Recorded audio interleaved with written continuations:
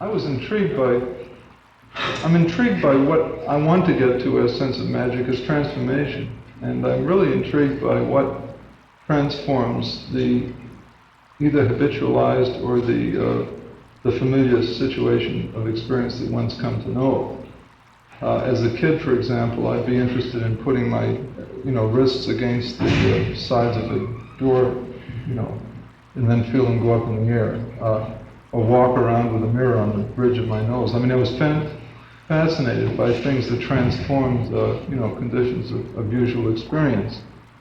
But I didn't want them to have power situations necessarily. I think I was rather intimidated if they did. I mean, to be the kid who owned something that was agency for transforming the situation of others was really not attractive because, again, it seemed to me that in that circumstance, the ego willy-nilly came in as an insistence. You either had to say, look, it's my football, but you can play with it, and I don't want to play with it. You can even have it. You had to make some ego-centered decision about it. But the point is that if you were in a true situation of transformation, whether you wanted it or not had really nothing to do with it. It happened. And somehow that fascination with what happens was really, for me, initial.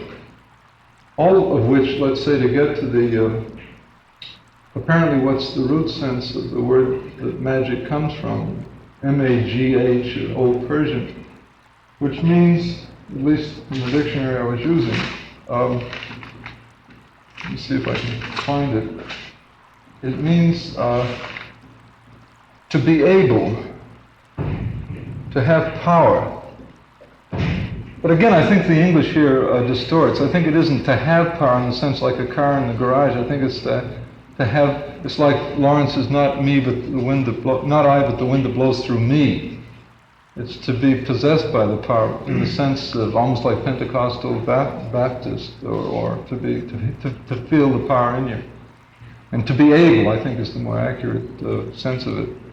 And it means also, it means a situation of quote, mighty, or e.g. possessed of power. Power swelling in the body. And also, charmingly as a footnote, it relates to the two names Maud and Matilda, which I thought was charmingly, interesting for the Victorian ladies of those designations.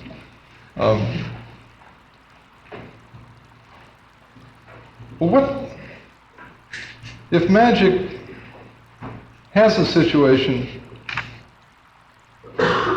what kind of situation does it seem to be? As a kid, my father died when I was, I think, 4.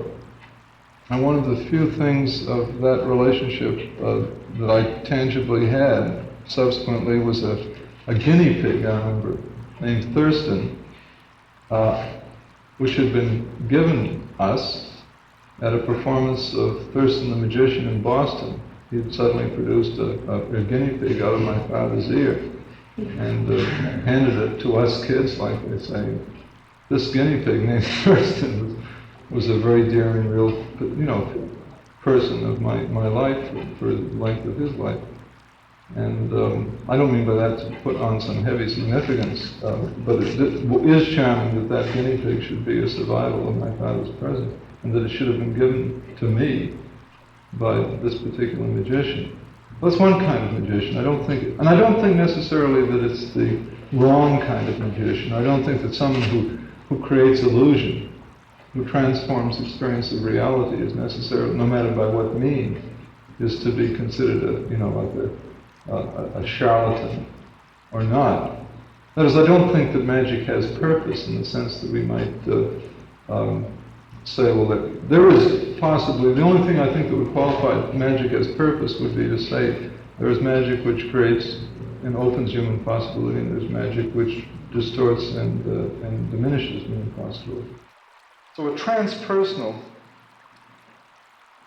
even in a later period, the male shaman or seer is in high degree, quote, feminine, unquote, since he is dependent on his anima aspect, and for this reason he often appears in woman's dress.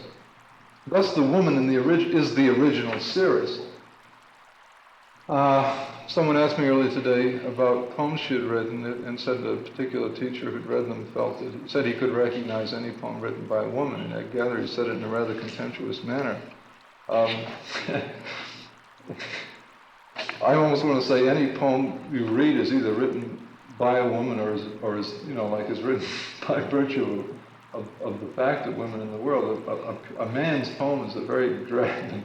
A man's poem is like his car, or like his. It's not his dog is more interesting often. I don't mean this to denigrate men, but men are only interesting in rapport with that source. Thus, the woman is the original seeress, the lady of the wisdom-bringing waters of the depths, of the murmuring springs and fountains. For the, quote, original utterance of seerdom is the language of water, unquote. But the woman also understands the rustling of the trees and all the signs of nature with whose life she is so closely bound up. The murmuring of the waters in the depths is only the, quote, outside, unquote, of the speech of her own unconscious, which rises up in her like the water of a geyser. Because the ecstatic situation of the seeress results from her being overpowered by a spirit that erupts in her. Remember Pound's, I can't quote to you precisely the book or the chapter or the verse in which it occurs, but at one point, in trying to express what it is, what for him the experience of writing is, poetry, he says it isn't. He said it's like the bubbling up of the spring through sand. It's like something bubbling like a spring that erupts, is what I'm trying to get here as parallel, that erupts in her, that speaks from her, or rather chants rhythmically from her. She is the center of magic, of magical song, and finally of poetry. She is the source from which Odin received the runes of wisdom, R-U-N-E-S. She is the muse, the source of the words that stream upward from the depths, and she is the inspiring anima of the poets. Let me just interpolate. For example, here's a contemporary poet in age, William Carlos Williams, and he, see if I can quickly get for you this parallel.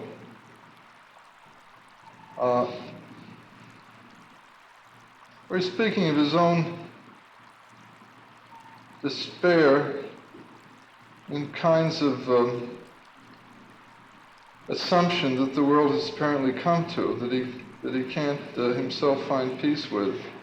I can quote it to you. What do they think they will accomplish with their ships? He's thinking now of the astronauts. What do they think they will accomplish with their ships that death has not already given them? Their ships should be directed, then I think it goes in, but I am an old man, I have had enough. The female principle of the world is my appeal, and the extremity to which I have come. O clemens, O pia, O dulcis Maria.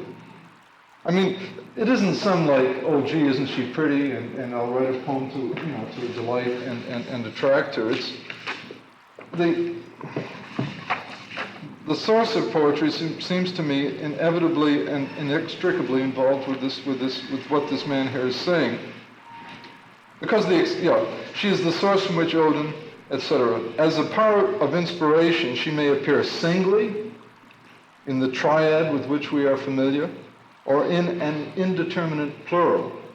The graces, nymphs, wood sprites, muses, fates, and innumerable corresponding figures are the singing, dancing, and prophetic forces of this inspired and inspiring woman, to whom in time of need, the male, farther removed as he is from the origin, appeals for wisdom.